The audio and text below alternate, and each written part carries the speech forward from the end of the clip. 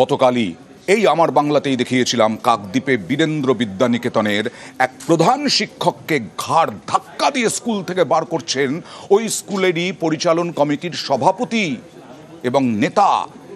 সেই নেতা গ্রেফতার, অভিযোগপত্রে সই করতে চাননি। মানে স্কুলের পরিচালন কমিটির সভাপতির যে অভিযোগপত্র, সেই অভিযোগপত্রে সই করতে চাননি প্রধান শিক্ষক, তাই ঘাড় ধাক্কা দিয়ে বের করে দিয়েছিলেন স্কুল থেকে। কত বড় সাহস! কথা বলবো, সরাসরি চলে যাব বিশ্বজিতের সঙ্গে। বিশ্বজিৎ, শোনা যাচ্ছে যে তিনি নাকি পালানোর চেষ্টা করেছিলেন এবং তার আগেই নাকি গ্রেফতার হলেন। তাহলে তিনি তো কালকে অভিযোগ অস্বীকার করেছিলেন, পালানোর চেষ্টা করছিলেন কেন?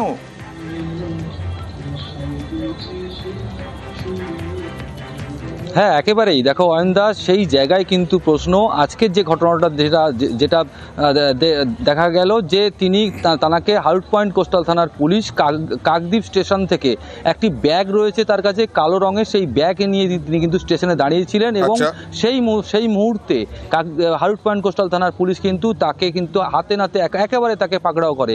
একেবারে কিছুক্ষণ আগে, অর্থাৎ বিকাল নাগাদ কিন্তু যে প্রধান শিক্ষক তিনি কিন্তু হাউট পয়েন্ট কোস্টাল থানায় সরাসরি লিখিত অভিযোগ দায়ের করেছেন ওই সভাপতির বিরুদ্ধে এবং তারপরেই পুলিশ কিন্তু তার খোঁজ শুরু করে দেয় এবং তাকে কিন্তু কাকদ্বীপ স্টেশন থেকে তিনি একেবারে পালিয়ে যাচ্ছিলেন অন্য কলকাতায়, তার আগেই কিন্তু তাকে গ্রেপ্তার করে।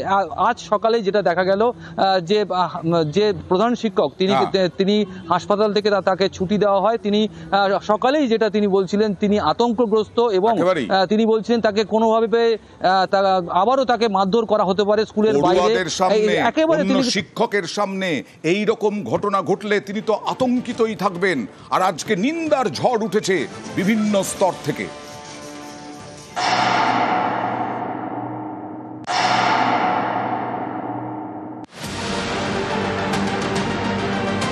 স্কুলে ঢুকে প্রধান শিক্ষককে ঘাড় ধাক্কা, হেনস্থা। ঘাড় ধাক্কা দিতে দিতে স্কুল থেকে বের করে দেওয়া।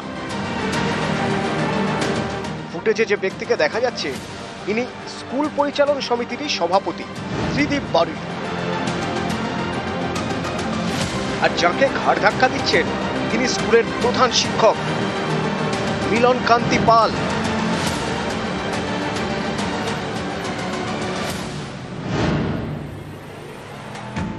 এ ছবি দক্ষিণ 24 পরগনার কাকদ্বীপের বীরেন্দ্র বিদ্যানিকেতনে।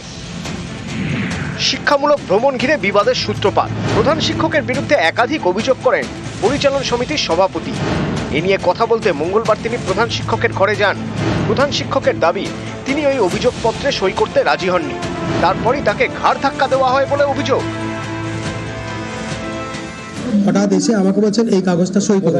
অনেক কিছু লেখা রয়েছে যেগুলো ঠিক নয়। এরপরে বলছে এখানে বসতে দেবো না, চেয়ারটা টেনে ফেলে দাও, এখানে ঢুকতে দেবো না, এখানে বের করে দেবো। এই বলে জোর করে ঘাড় ধাক্কা মারতে মারতে হিঁচড়াতে এখানে গার্জেন রয়েছে, ছাত্রছাত্রীরা রয়েছে। এসডিপি অফিসের সামনে মেন রোডের উপর তিনি ঘাড় ধাক্কা মেরে বের করে দেন। আমার চশমার কাঁচটা সব এদিক চলে গেছে। পুরোপুরি সুস্থ নই, মাথা এখনো একটু যন্ত্রণা, গা হাত জ্বর ব্যথা এইসব রয়েছে।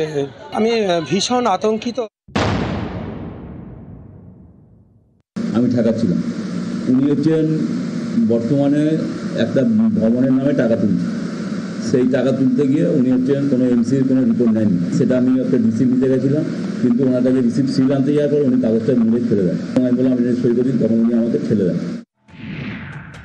অভিযুক্ত পরিচালন সমিতির সভাপতি আবার কাকদ্বীপের স্বামী বিবেকানন্দ গ্রাম পঞ্চায়েতের তৃণমূল সদস্য।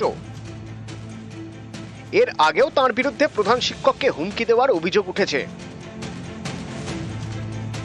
স্যার অতি ভদ্র এবং খুব প্রশংসার সঙ্গে এবং খুব দক্ষতার সঙ্গে উনি স্কুল চালিয়েছেন। ভীষণ নিন্দাজনক।